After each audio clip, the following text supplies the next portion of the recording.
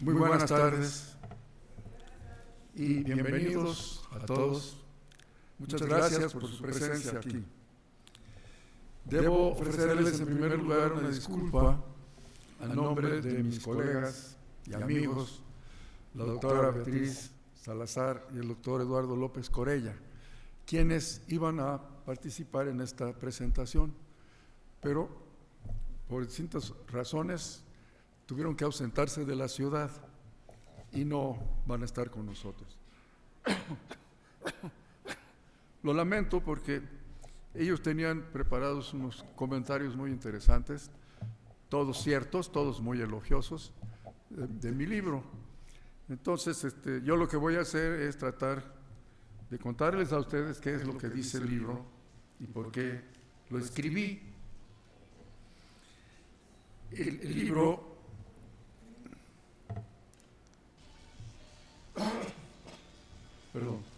ahí lo tienen ustedes, fue hecho por este colegio, por el Colegio Nacional, y representa uno de los esfuerzos actuales que estamos haciendo para cambiar un poco el formato de nuestras obras.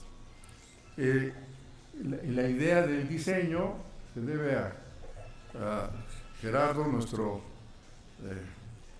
colega, amigo. ¿Está sonando un teléfono? ¿Será esto?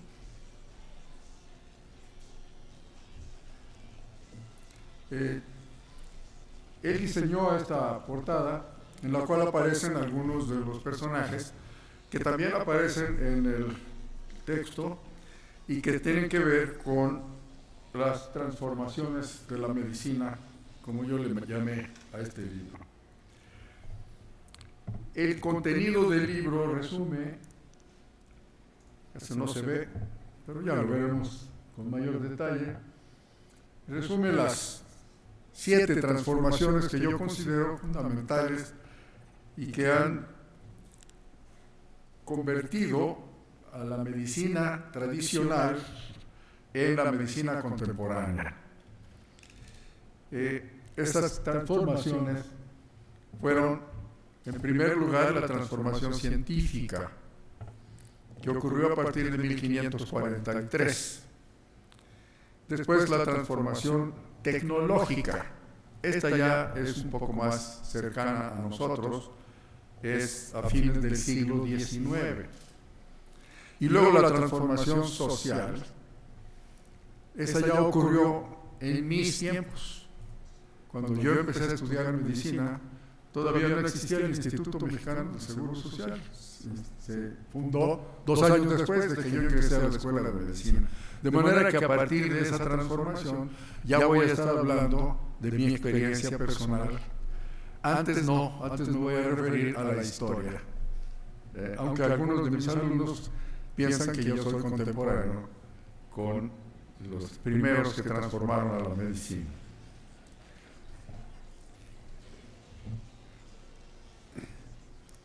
Déjenme decirles cómo era la medicina antes de que se iniciaran estas transformaciones. La medicina primitiva era, y sigue siendo, esencialmente mágico-religiosa. De acuerdo con este concepto, la enfermedad es un fenómeno sobrenatural que obedece a causas divinas y por lo tanto su manejo requiere prácticas sobrenaturales. Naturalmente, las heridas que se sostenían en las batallas cuerpo a cuerpo se manejaban con bálsamos, con compresas, con vendajes, con torniquetes y con reposo, pero acompañados siempre por plegarias, por sacrificios, por danzas, por hecatombes y otras ceremonias más para apaciguar al dios o a los dioses que habían seleccionado a los guerreros que iban a ser heridos. Miren ustedes cómo se ejercía y se ejerce la medicina tradicional en la Sierra de Puebla. Aquí la paciente ha sido diagnosticada del mal de piedra. Eso se llama el dolor de cabeza. Ha ido a ver a una curandera.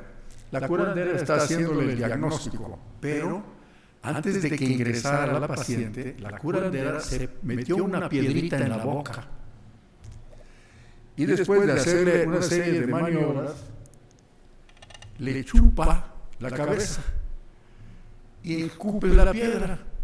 Es decir, le ha librado de la piedra a la paciente. Y naturalmente a la paciente se le quita el dolor de cabeza. ¿Ustedes creen que eso ocurre nada más con los habitantes de la Sierra de Puebla? Vean ustedes lo que le pasó a este médico. Lo embrujaron por divorciarse.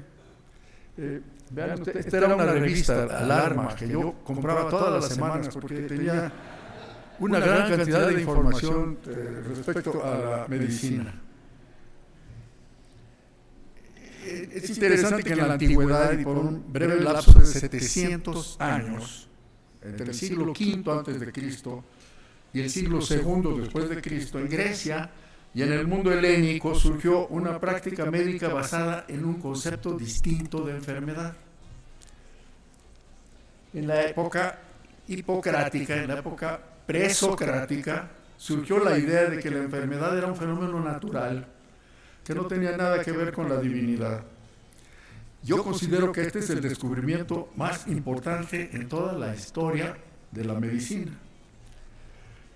Y marcó la emergencia de la escuela hipocrática en la práctica médica, que se basó en él y culminó 7 siglos más tarde con la obra de Galeno de Pérgamo. La idea de la enfermedad como un fenómeno natural se plasmó entonces en la teoría de los humores, que dominó el pensamiento médico durante el milenio siguiente. Pero en el siglo II de nuestra era se inició el colapso del Imperio Romano, surgió la Iglesia Católica, Apostólica y Romana como la autoridad hegemónica, tanto religiosa como secular, en el mundo occidental, y con ella se recuperó la idea de que la enfermedad era un castigo divino, pero se conservó la teoría moral galénica también, gracias a que entonces se introdujo la distinción entre dos aspectos de la enfermedad. Por un lado, su causa, su etiología, que llamamos nosotros, que era divina, y por otro lado, los mecanismos por los que se produce la enfermedad, es decir, la patogenia, que eran los trastornos de los humores. Y durante los 14 siglos siguientes, las causas de las enfermedades siguieron siendo sobrenaturales, mientras que sus mecanismos eran distintos trastornos del equilibrio de los humores del organismo. Esta es una de las muchas representaciones que hay de Hipócrates. Esta es medieval. En realidad no sabemos cómo era Hipócrates. Por lo tanto, puede haber sido como aparece en este grabado. Este fue su sucesor, Galeno, que vivió 7 siglos más tarde.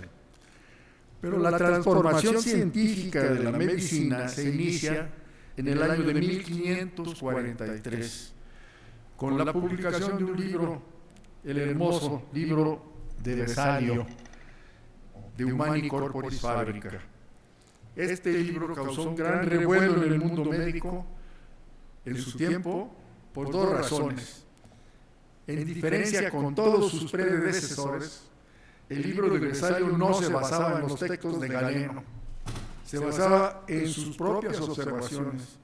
O sea que Vesalio abandonó la costumbre tradicional de resolver todos los problemas apelando a la autoridad de Galeno y la sustituyó por el estudio personal y directo de la realidad. Esa es la primera razón.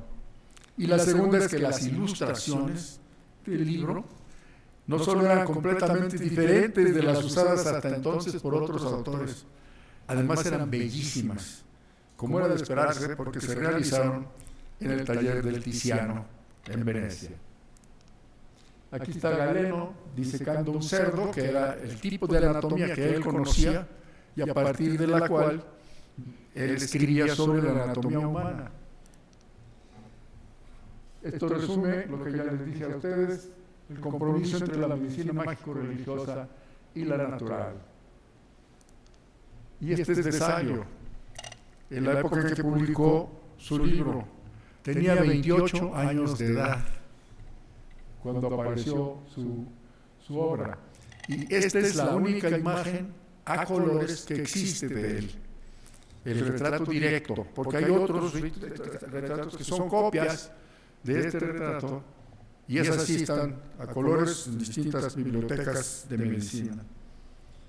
Pero este libro se imprimió en blanco y negro, y Vesalio mandó ilustrar a colores un ejemplar para llevárselo de obsequio a Carlos V y obtener de esa manera el nombramiento de médico de la corte. Lo que logró.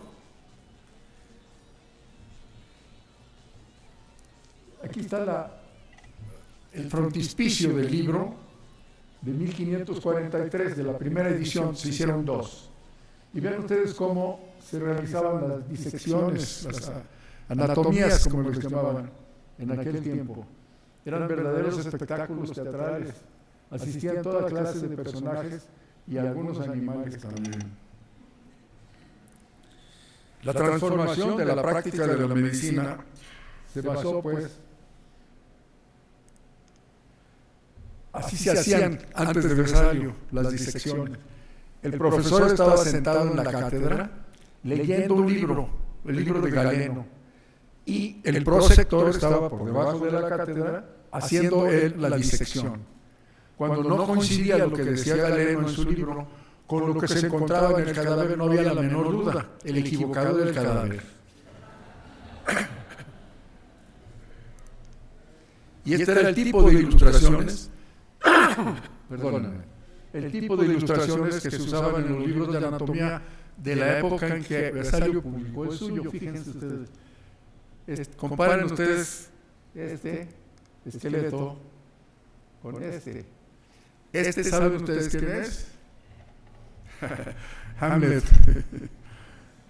To be or not to be.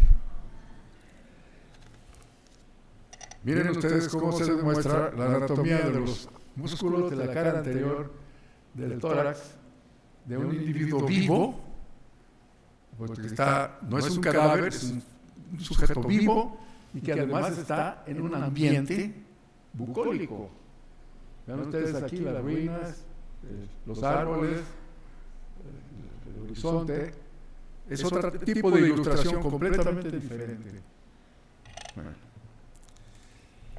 La medicina científica empezó, pues, con esta transformación, pero no se instaló de pronto.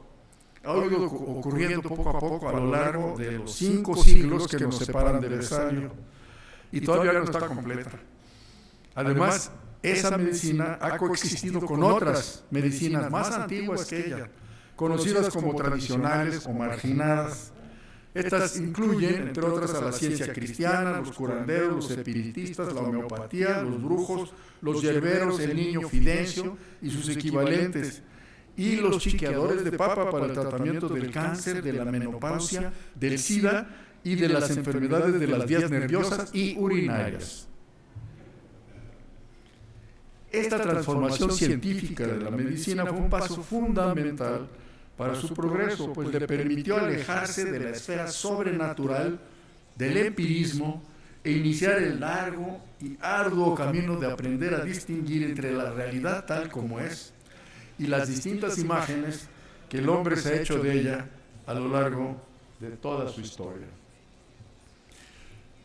Así como Vesalio se considera como uno de los primeros que contribuyeron a la transformación científica de la medicina, podemos mencionar también a William Harvey, que aproximadamente unos 100 años después de la obra de Vesalio, introdujo otra modificación en la manera de estudiar la realidad, porque él diseñó el método experimental. Es decir, hacerle preguntas ya más estructuradas, más reales, a el fenómeno que uno está interesado. Aristóteles se oponía a que se hicieran experimentos porque decía que había que conocer a la naturaleza tal como es y no modificándola haciendo experimentos. Pero Harvey demostró que si no se modifica, entonces no se entiende la manera como funciona la naturaleza. Y él describió, pues, por primera vez, la circulación de la sangre. No solo la describió por primera vez, porque ya algunos árabes la habían supuesto, él la demostró experimentalmente. Pero no tenía microscopio, entonces no podía ver las conexiones entre las arterias y las venas. No podía ver los capilares, a través de los cuales se establece la circulación sanguínea. Pero la postuló claramente, y 43 años después de su muerte, Malpighi fue capaz de visualizar por primera vez los capilares. Esta fue su obra, la obra que publicó Harvey, de Motu Cordis, sobre los movimientos del corazón, que él estaba interesadísimo en descubrir.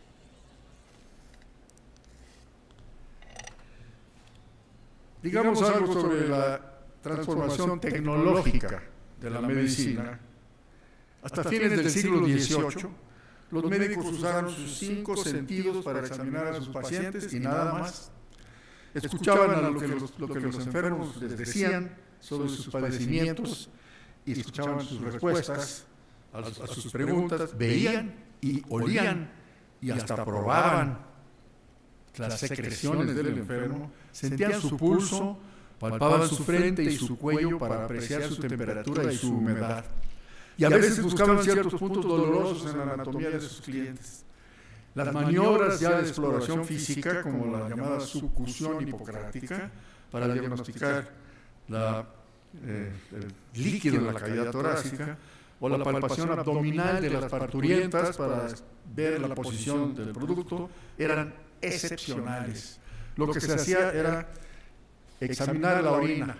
Y lo que ven ustedes aquí es al médico con el uroscopio, que era su instrumento, el primer instrumento de la tecnología médica. Servía para depositar la orina del paciente y entonces el médico veía la orina, la probaba, la olía, la agitaba y con esos datos podía hacer el diagnóstico de la enfermedad. En muchas ocasiones no llegaba el paciente, llegaban sus parientes con la orina del paciente y con la pura orina el médico hacía el diagnóstico. Naturalmente, así salían los diagnósticos. En 1761, este médico vienés, Abel Brugger, publicó un librito al que llamó Inventum Novum. En él describió un método de exploración física que él llamó percusión. Nadie le hizo caso, hasta que Corvisart, el médico de Napoleón, lo leyó, lo usó, se convenció de su importancia, lo tradujo al francés y lo publicó 100 años después, con comentarios 4 veces más extensos que el libro original. Esto fue lo que hizo Abel Brugger. Agregó ya la exploración física al examen del paciente.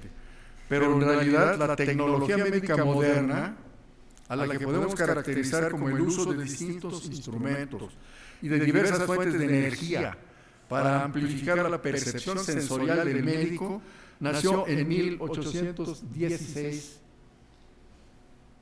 como descubrimiento, la invención del estetoscopio por Laennec. La historia de este episodio crucial en la evolución de la medicina es bien conocida y la cuenta Laennec.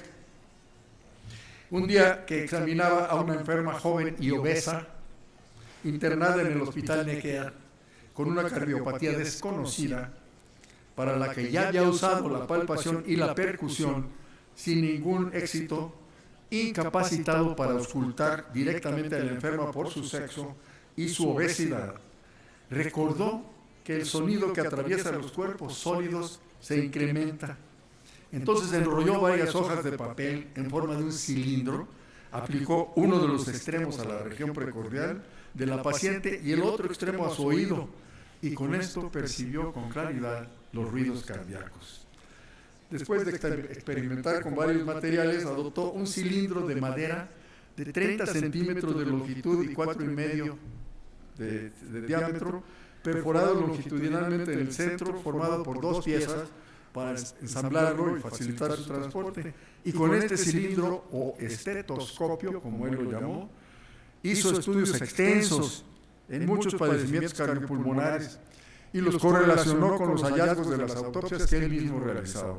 Y sus resultados aparecieron en su libro, en 2 tomos, el Traité de la auscultación médiate publicado en 1819. A pesar de tan modesto origen, la inauguración de la tecnología médica con el estetoscopio predicaba ya las 3 modificaciones principales que introdujo en la relación médico-paciente tradicional, que son 4 en esta lista. Los datos obtenidos sin la participación subjetiva del paciente. En segundo lugar, la interposición de un instrumento entre el médico y el paciente. En tercer lugar, la mayor confianza en los datos recogidos por el médico por medio de su instrumento. Y en cuarto lugar, la menor confianza en las opiniones subjetivas del paciente.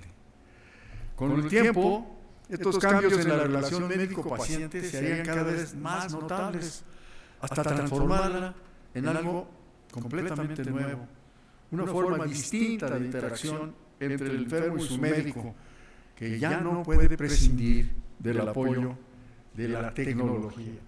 Miren ustedes con qué velocidad empezaron a introducirse diferentes ayudas tecnológicas para la exploración clínica de los pacientes. Esto es nada más en el siglo XIX. Y ven ustedes el estetoscopio como empezamos en 1816. Pero después el estigmomanómetro para medir la presión arterial, el espirómetro para medir la capacidad respiratoria, el oftalmoscopio para ver el fondo de ojo, el laringoscopio para ver a las cuerdas vocales cuando están funcionando, produciendo la voz, el termómetro para la temperatura, los rayos X para tantas cosas, y el electrocardiógrafo en el primer año de ese siglo. Esto es nada más para que vean lo que pasó en ese siglo. Y todavía podemos agregar del libro de la temperatura. Uno de los mayores impactos de la tecnología en la medicina fue la introducción de los rayos X por Röntgen, que muy pronto fue seguido por el fluoroscopio. La posibilidad de reproducir la imagen revelada por los rayos X le permitía al médico, por primera vez en toda la historia, examinar el interior del paciente sin que éste estuviera presente, distendiendo todavía más la cercanía original de la relación médico-paciente. El crecimiento de la imagenología en la segunda mitad de este siglo parece una historia gótica. La tomografía, la angiocardiografía, la ecosonografía, la tomografía axial computada, la resonancia magnética nuclear, la tomografía por emisión de positrones, para mencionar solo los más sobresalientes. La resolución de estos aparatos y la perfección de las imágenes logradas, la discriminación que permiten entre distintos tipos de tejidos, rebasan hasta las predicciones más optimistas que pudieran haberse hecho hace apenas unos 25 años. En la evolución de la tecnología médica diagnóstica, la introducción del laboratorio clínico requiere un breve comentario. Durante los siglos XVII al XIX, los conocimientos de química, de microscopía y de microbiología crecieron progresivamente, pero los primeros laboratorios de análisis clínicos no se iniciaron sino hasta mediados del siglo XIX. En 1885, von Simpson fundó el primero en Múnich, seguido por varios otros en distintas partes de Alemania, mientras que en los Estados Unidos fue hasta 1893 que William Dock estableció el primero en ese país en la ciudad de Ann Arbor. Los patólogos todavía no participaban en el estudio de los enfermos vivos. Entraban en acción después del fallecimiento para realizar estudios de correlación anatomoclínica. La patología quirúrgica se desarrolló un par de décadas más tarde, cuando algunos cirujanos se cansaron de esperar a que los patólogos dieran sus diagnósticos y empezaron a asomarse ellos mismos al microscopio. Y a lo que vieron les gustó tanto que decidieron abandonar la cirugía y se hicieron patólogos quirúrgicos.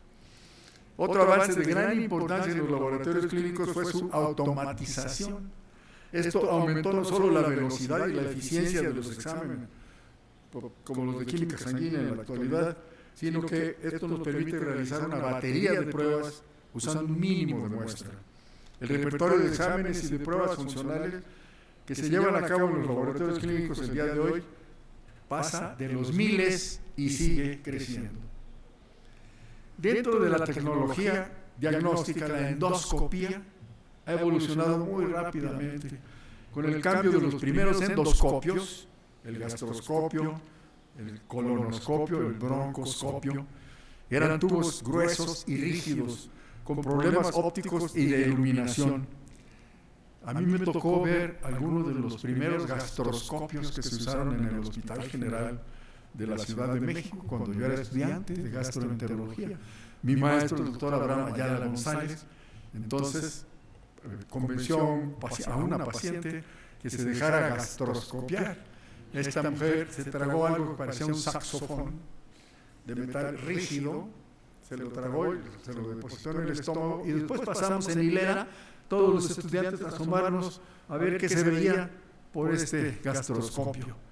Les confieso que no se veía absolutamente nada.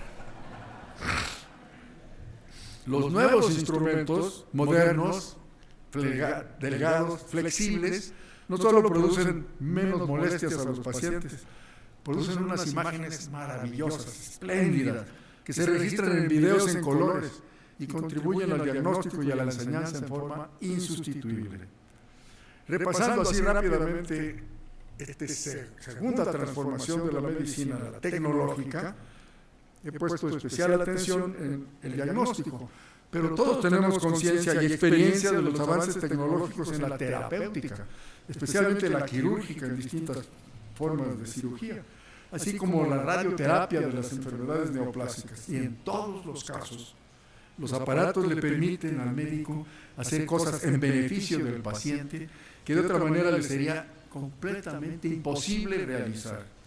Y si tomamos en cuenta las contribuciones de la tecnología diagnóstica y terapéutica a la práctica de la medicina desde los tiempos del ENEC hasta nuestros días, es indudable que la han transformado por completo.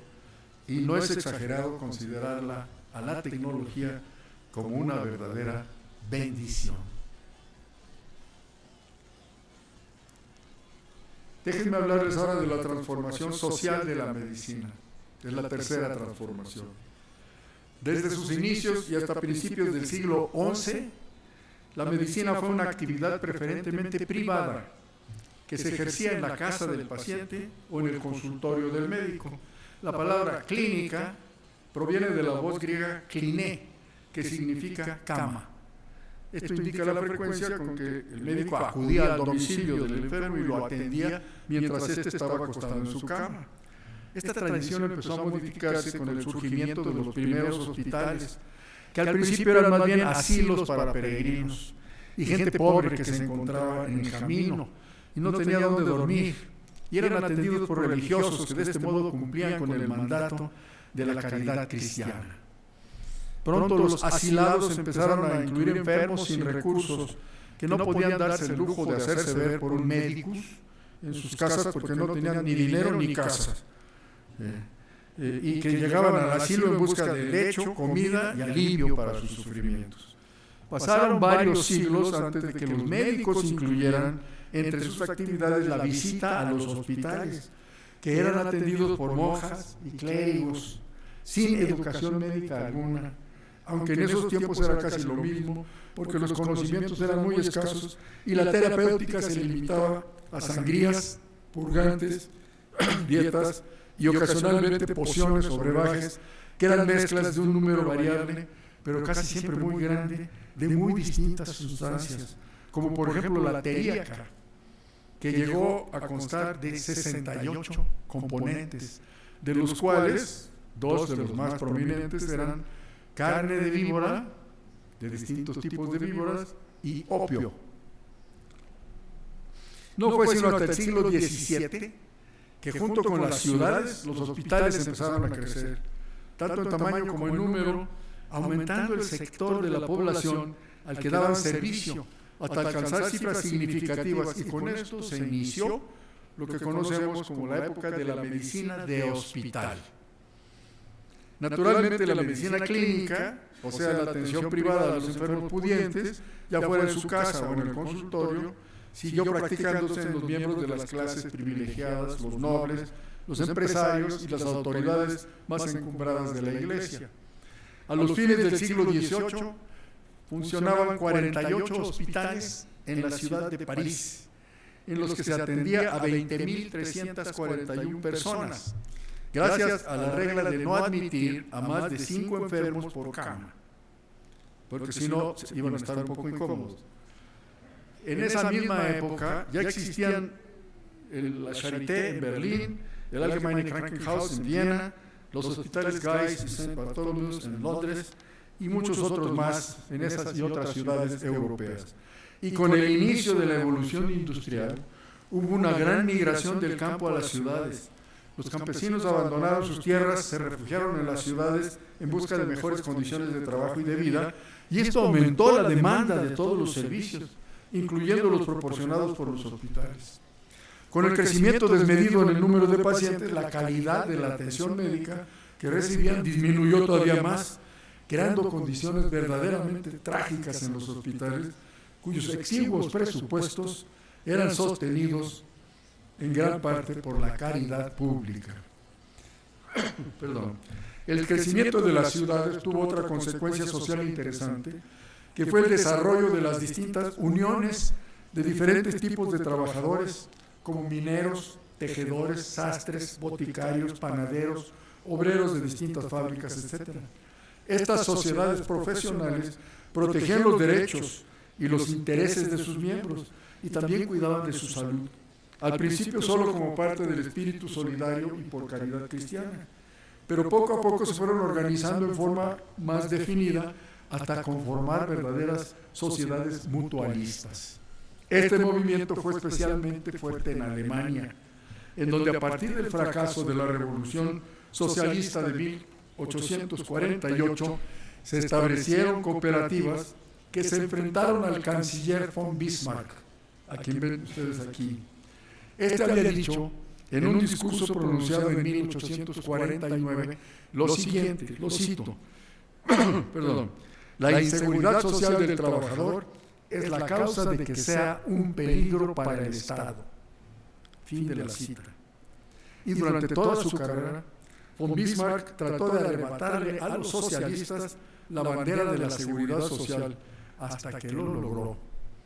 A partir de 1883, en que se aprobaron las primeras leyes del seguro en contra de accidentes industriales y en contra de la enfermedad, que incluían atención maternal y funeraria, y que son las antecesoras de todas las leyes de seguridad social del mundo de Occidente. Esto fue obra del canciller von Bismarck. Él es el origen, y Alemania es el país de origen de la seguridad social. Una ley más, la de pensiones de retiro, fue aprobada en 1899, pero la ley del seguro obligatorio en contra del desempleo tuvo que esperar hasta 1927 en Alemania. Nosotros todavía la estamos esperando. Uno de los líderes del Partido Socialista, contra el que estuvo peleando von Bismarck una buena parte de su vida, fue Rudolf Virchow, quien es el abuelo de todos los patólogos, un gran científico y un liberal, un socialista alemán, a quien se deben muchas de las modificaciones de las leyes de seguro social. Con estas leyes, el Estado tomaba la iniciativa de proporcionar atención médica a todos los trabajadores organizados por medio de una institución a la que también contribuyen los empleadores y los empleados.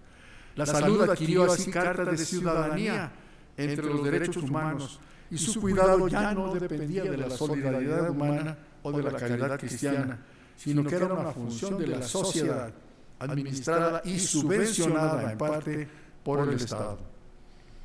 Como los sistemas de seguridad social generan sus propios recursos, el problema no es tanto de financiamiento, sino más bien de infraestructura y de recursos humanos. Con el crecimiento demográfico general, aunado al aumento proporcionalmente mayor de la clase trabajadora, la demanda de seguridad social y de atención médica creció de manera casi geométrica.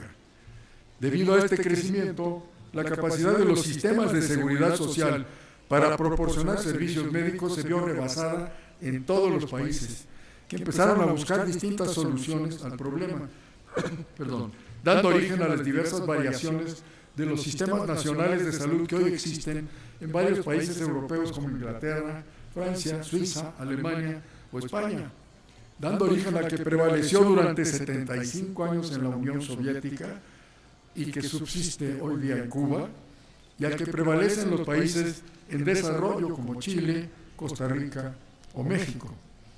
En cambio, a través de toda su historia, los Estados Unidos siempre han rechazado cualquier tipo de sistema nacional de salud. Vamos a ver cómo le va al presidente Obama. Es importante señalar que la socialización de la medicina, cualquiera que haya sido el modelo adoptado, implica un incremento en la demanda de atención, muy por encima del que se maneja en su ausencia en cualquier tipo de sociedad. El aumento de la clase trabajadora, debido en parte al crecimiento demográfico, en parte a la migración de la población rural y en parte al aumento en las fuentes de trabajo generadas por la industrialización, resulta en una ampliación brusca de la sociedad que siempre sorprende a los planeadores de los servicios públicos por su inesperado tamaño. Por lo menos eso ocurrió en España cuando se estableció la seguridad social. Es lo que pasó en Chile y en la Argentina, en las épocas de Allende y de Perón, respectivamente. Y es lo que pasó en México a partir de la década de los 60. Desde esa época, las salas de espera de los hospitales del Seguro, del ISSSTE y de otras estructuras similares están repletas de pacientes. Hay colas en todas las ventanillas. Los enfermos esperan semanas o hasta meses para ser internados y operados. Los médicos deben ver 30 o más pacientes por jornada de trabajo. Los laboratorios están sobrecargados. Los reactivos y otros materiales de trabajo son insuficientes. En los quirófanos escasean los guantes y el instrumental. En las farmacias el abastecimiento de medicinas no alcanza para cubrir la demanda del público. Y además, la administración está tan centralizada y es tan piramidal que las decisiones sobre cualquier asunto, importante o no, cuando finalmente llegan a su destino, ya han dejado de tener importancia.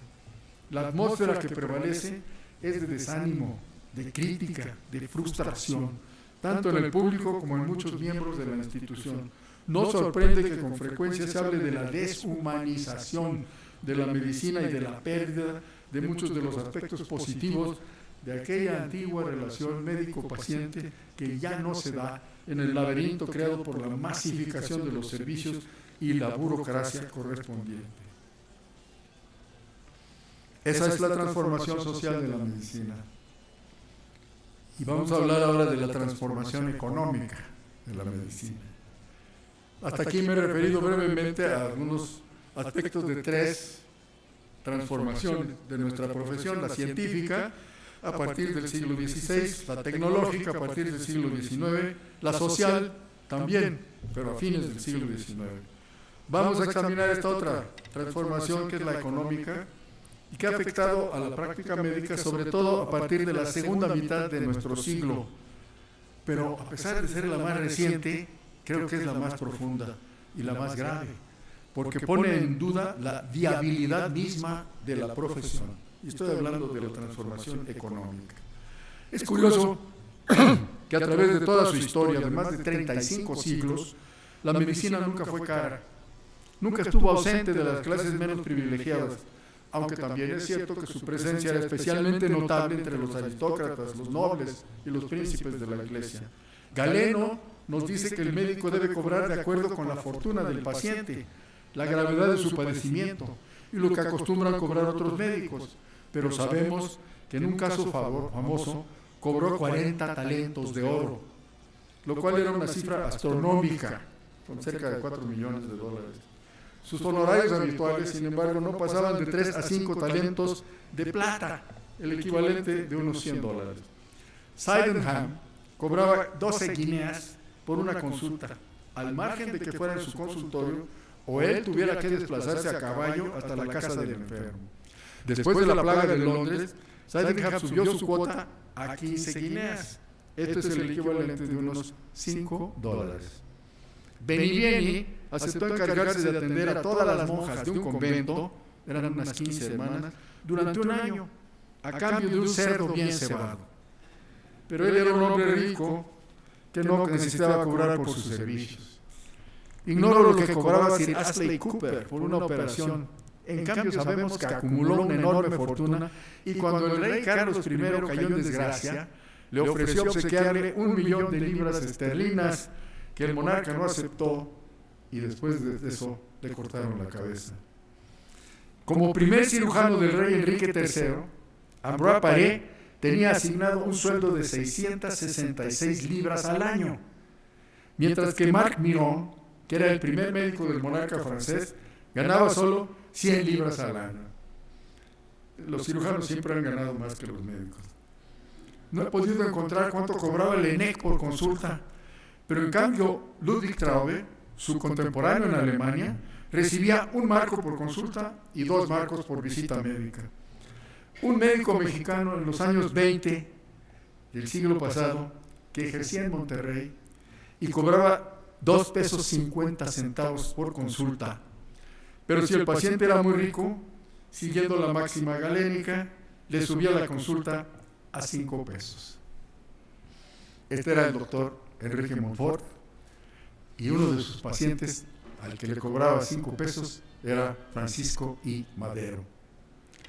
Podemos decir pues que en general los cirujanos siempre han cobrado más por su trabajo que los internistas, pero que a lo largo de toda la historia los aspectos económicos no representaron un obstáculo grave para que el público de todas las clases sociales tuviera acceso a la atención médica cuando la necesitaba. La medicina empezó a transformarse en un artículo de lujo cuando dejó de ser un servicio y se convirtió en un negocio. O sea, cuando los empresarios descubrieron que la humanidad doliente es un mercado inmenso, de hecho formado por toda la especie Homo sapiens, totalmente abierto a la explotación comercial. Ignoro cuándo ocurrió este nefasto descubrimiento, pero como creo que fue en mis tiempos, le asignaré el año de 1950. En esa época empezó a ponerse de moda viajar a ciertas clínicas en los Estados Unidos, en Texas, en Nueva Orleans o en Rochester, en Minnesota, para hacerse un chequeo. También se introdujo el anglicismo de chequeo. Este consistía en una brevísima historia clínica, un electrocardiograma, una placa póstera anterior de tórax y una pequeña batería de exámenes de laboratorio. El episodio costaba una fortuna, de lo que la mitad o más era el viaje y la estancia en el hotel. Y aunque el resultado no garantizaba un estado aceptable de salud, en cambio establecía al usuario como miembro de una élite, los que ya se habían hecho el chequeo. Eran diferentes de los que todavía no se hacían el chequeo. Además, con el crecimiento de la tecnología diagnóstica y terapéutica, cada vez se hizo más conveniente la hospitalización de los pacientes. No solo para su tratamiento, sino para su diagnóstico. Resultaba difícil y todavía más costoso intentar atenderse en la casa. Las instituciones de seguridad social construyeron grandes hospitales para atender a las masas de asegurados y la iniciativa privada invadió el campo de la medicina hospitalaria, conservando su interés primario en la multiplicación del capital invertido. Aquí tienen ustedes un hospital moderno. Este desarrollo es lamentable en los países desarrollados, cuya economía se basa en la abundancia, pero es explicable en ellos porque su riqueza daba para eso y más. Pero su existencia en los países subdesarrollados no solo es absurda, sino suicida, porque su economía se basa en la pobreza y no poseen recursos para sustentarlo. Sin embargo, todos somos testigos de que la medicina se ha hecho cada vez más cara, al grado que la mayor parte de la población de nuestros países ya no está en condiciones de pagarla. Los precios de una sustitución de cadera, o del manejo de una neumonía atípica en un paciente de 70 años de edad, o de un cáncer mamario en una mujer de 55 años de edad, o de un trasplante de médula ósea en un leucémico de 13 años de edad, son estratosféricos, tanto en la medicina social como en la privada. Y su magnitud subraya este aspecto tan real y tan negativo de la medicina contemporánea, que es que hay que ser rico para enfermarse y recibir la atención médica necesaria. Déjenme hablarles ahora de la transformación ética de la medicina. Están ustedes viendo a Charles Percival, un médico inglés que en el siglo XVIII escribió el primer libro que tiene el título de Ética Médica. Y lo escribió para mediar entre un pleito que había entre los boticarios y los médicos de la ciudad de Manchester. Tuvo tanto éxito el libro que en la segunda edición ya no se dedicó solamente a mediar entre los pleitos que existían, sino a dar una serie de disposiciones sobre lo que representa el ejercicio de la profesión. ¿En qué consiste la ética médica? Si ustedes ven los libros que se llaman de esta manera, la mayor parte de ellos son una mezcla de tradiciones antiguas, de pensamientos religiosos y de reglas de comportamiento que tienen que ver con las relaciones interhumanas, pero que tienen muy poco que ver con la relación médico-paciente, con los aspectos profesionales del comportamiento del médico cuando está actuando como médico. Esta diferencia entre lo que se llama ética médica y lo que es la realidad de la ética médica debemos tenerla presente cuando examinamos cuáles son los problemas actuales de la ética médica. Estos problemas se han hecho todavía más aparentes con la introducción de lo que se llama actualmente la bioética. Este término se introducido en 1977 por el personaje que ven ustedes aquí, Van Rensselaer Potter, un químico que estudiaba problemas de cáncer hepático experimental en la Universidad de Ann Arbor, en Michigan, y a quien yo tuve el privilegio de conocer, porque yo también estaba interesado en ese tipo de problemas médicos, y cuando tuve oportunidad de conversar con él, no hablamos de bioética, hablamos del cáncer primario del hígado. Pero él escribió este libro que se llama Bioética, un puente al futuro, así se llama su libro. Y en él señala que lo que tenemos que hacer nosotros es proteger al medio ambiente, porque es en donde estamos viviendo. Y él dice, la bioética es el amor a la vida y todo lo que tenemos que hacer para protegerla. Claro, cuando él dijo, hay que basar la bioética en la ciencia, en los conocimientos de la realidad, los filósofos inmediatamente se sintieron muy mal. ¿Cómo es posible si la ética es una parte de la filosofía? Junto con la estética y la lógica y la metafísica, nosotros siempre hemos sido los que enseñamos la ética. ¿Cómo van a basar la ética en la ciencia? Por amor de Dios. Entonces lo descontaron por completo. En cambio, los que lo adoptaron a Potter fueron los médicos, porque dijeron, qué bonito nombre, bioética. Le vamos a llamar así ahora a la ética médica. Y simplemente le cambiaron de nombre, pero no le agregaron nada. Es más, echaron fuera de la bioética lo que más le importaba a Potter, que era la protección del medio ambiente. ¿Sí? En la actualidad nosotros tenemos la discusión sobre a qué le vamos a llamar bioética y a qué le vamos a llamar ética. Pero me parece que es una discusión que no tiene mucho futuro, mucho sentido, y creo que finalmente nosotros somos los dueños del lenguaje y no al revés. Y si los médicos van a insistir en llamarle bioética a la ética médica, está bien, adelante, no cambia nada. Sin embargo, la introducción de la tecnología y los otros cambios, otras transformaciones en la medicina han ido transformando el contenido de la ética médica. ¿Cuáles son los problemas con los que se enfrenta el médico que tienen un carácter ético? Aquellos que se relacionan con su comportamiento como ser humano. Hay ahorita una serie de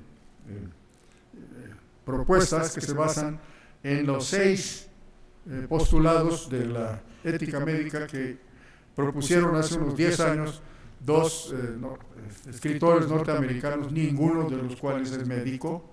Uno de ellos es profesor de teología y el otro es profesor de filosofía. Ellos dijeron que lo que había que hacer era, en primer lugar, respetar la autonomía del paciente. En segundo lugar, hacerle siempre el bien. En tercer lugar, no hacerle el mal. En cuarto lugar, ver que la distribución de los servicios médicos sea justa y adecuada. En quinto lugar, perdón, ya se me olvidó, bueno, pero por ahí van.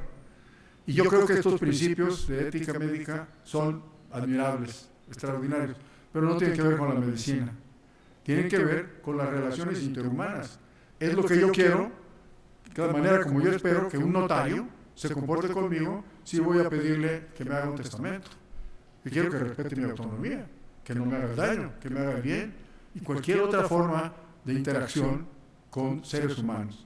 Entonces, esto debe hacerse, debe considerarse dentro de la práctica de la medicina, pero no porque sea medicina, sino porque es relaciones interhumanas.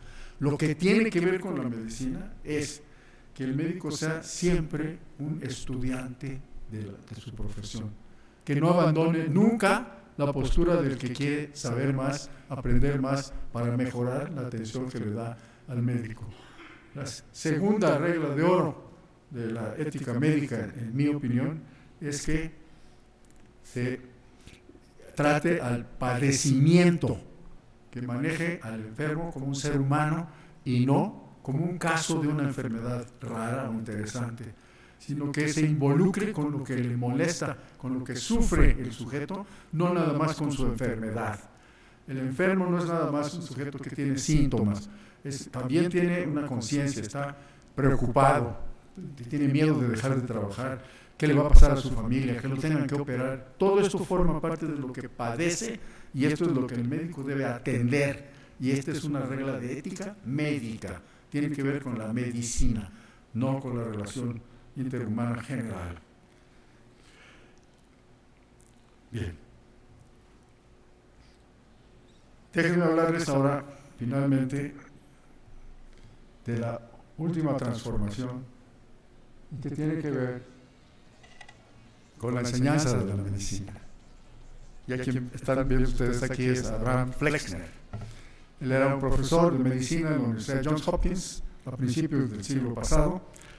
Había cerca de 200 escuelas de medicina en Estados Unidos y en Canadá, de las que la mayor parte de ellas no estaban registradas y tenían una serie de estructuras muy irregulares.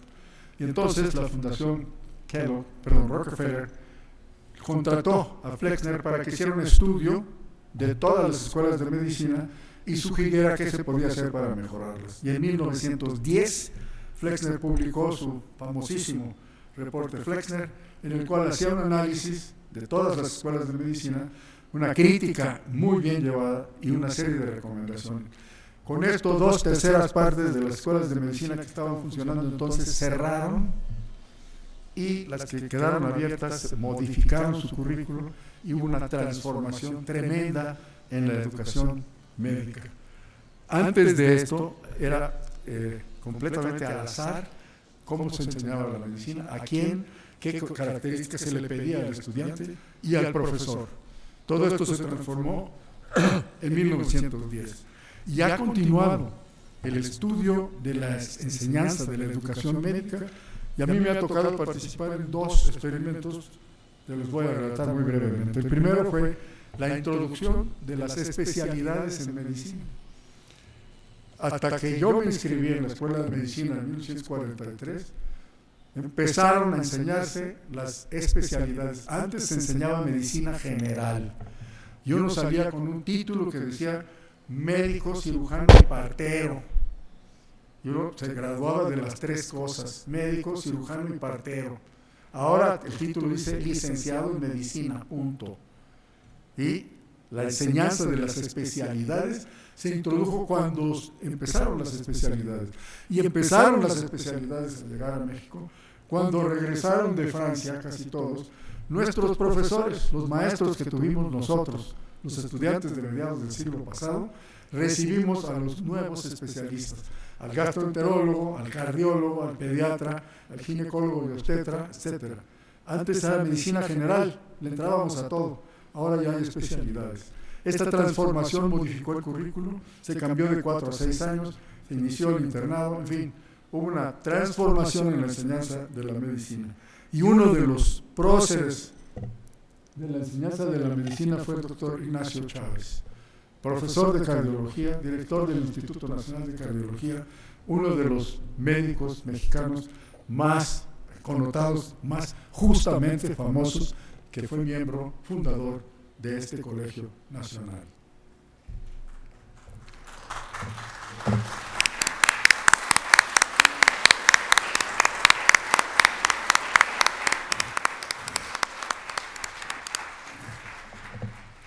El otro experimento en el que participé, que fue también muy breve, no empezó en México, empezó en la Universidad Western Reserve en Estados Unidos. Los profesores dijeron, tenemos que cambiar la enseñanza porque lo que pasa es que les damos anatomía, histología y embriología en el primer año a los alumnos. Y cuando los recibimos en el cuarto año para empezarles a enseñar medicina, ya se les olvidó lo que empezaron en el primero. Entonces tenemos que volverles a enseñar lo del primer año, corriendo, ¿verdad? Y luego ya les enseñamos la medicina. Vamos a hacer que no sea la enseñanza horizontal, que no se sucedan a lo largo del tiempo las materias, sino que se den todas las materias por aparatos y sistemas, en sentido vertical. Entonces llegan los profesores de histología, de embriología, de citología, de bioquímica, etc., y de clínica y de radiografía y de laboratorio, etcétera, de un aparato, digamos aparato respiratorio. Y el alumno aprende en el curso de 4 o 6 semanas en bloque, todo, desde el principio hasta el final. Luego se cambia de aparato urinario, luego otro aparato circulatorio, etcétera. Y este sistema vertical de enseñanza se empezó a implantar en distintas escuelas en Estados Unidos. A mí me tocó ser profesor visitante en la Universidad de Harvard en 1964, cuando se estaba empezando a implantar este sistema. Y Alex Cliff, quien era el jefe de medicina, el Mass General, era el jefe de la sección de riñón, me invitó a que yo participara como el patólogo del grupo que estaba enseñando en forma vertical la patología del aparato urinario. Y entonces teníamos unas juntas de unas varias horas, varios días de la semana, los profesores, para ponernos de acuerdo en cómo se iba a enseñar. Primero el anatomista, luego el histólogo, luego el bioquímico, luego el farmacólogo. Y cada uno decía, bueno, yo voy a enseñar así, voy a decir esto, etc. Y entre los profesores armábamos el currículum y luego se lo presentábamos a los alumnos. Yo participé en 2 semestres en esto y regresé a México encantado, pensando cómo le hago ahora para instalar este sistema en mi facultad de medicina. Bueno, regresé a Harvard después, un par de años después, otra vez invitado, y me encontré con que estaban cambiando el sistema. Estaban regresando al sistema horizontal. Es más, nunca llegaron completamente al horizontal, se quedaron en un sistema inclinado. Y la razón que me dieron los profesores es que estaban trabajando más los profesores que los alumnos. Que lo que querían era que los alumnos trabajaran más. Y que entonces empezaron a pasarles la responsabilidad de la incorporación de la información a los alumnos. Y los profesores, en lugar de darles toda la información, a ayudarles a que los alumnos fuesen encontrando esta información. Bueno, creo que la situación en la cual estamos en mi facultad, estamos negociando con nuestro director, que está abierto a toda clase de sugestiones, es un gran amigo, a modificar el sistema de enseñanza, porque la medicina se ha transformado y su educación tiene que transformarse también. Esto es un poco más largo que lo que digo en el libro, así que les pido una disculpa. Muchas gracias por su atención.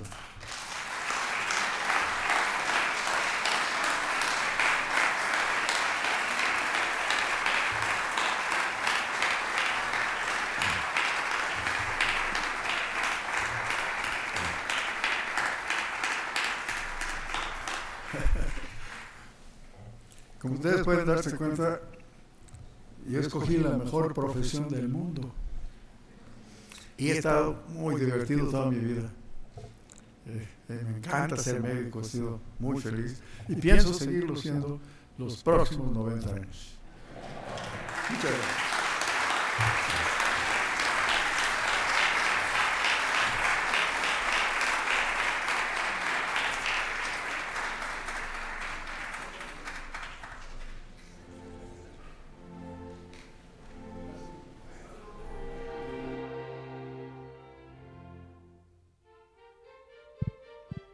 El Colegio Nacional le da a usted las gracias y lo invitamos, se le invita a que asista esta tarde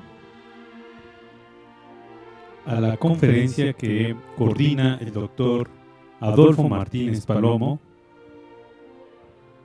dentro del marco de las actividades del Festival del Centro Histórico Música y Medicina, el electrocardiograma de Beethoven. 19 horas, Aula Mayor del Colegio Nacional. Gracias.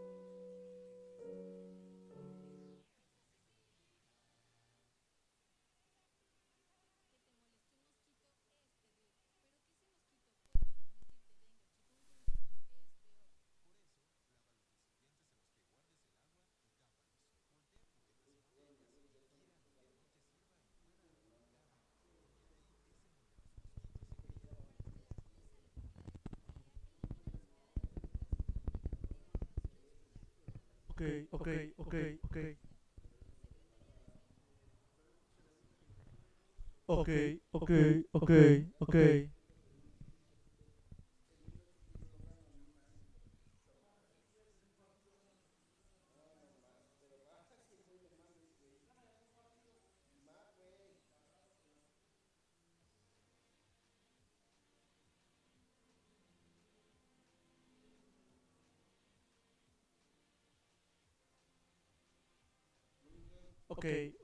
ok, ok, ok.